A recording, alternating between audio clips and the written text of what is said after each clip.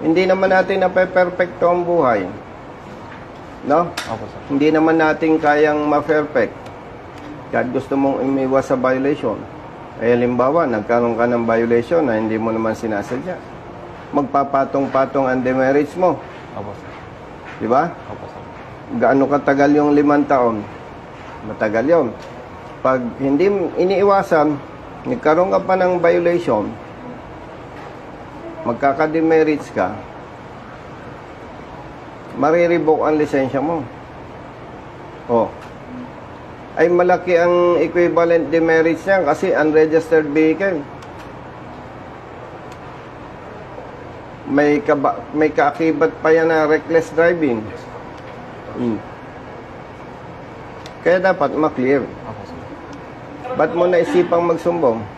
Pero patulong ako, sir, kasi alam kong wala naman pong bali doon sa ano ko, sir. Kasi wala pang 1 taon yung motor, sir. Alam kong kompleto pa po. Pero may resibo ka, ibig sabihin, bayad ka na. Opo, sir. Magkano ito? 10 po. 10,000 pesos. Opo, sir.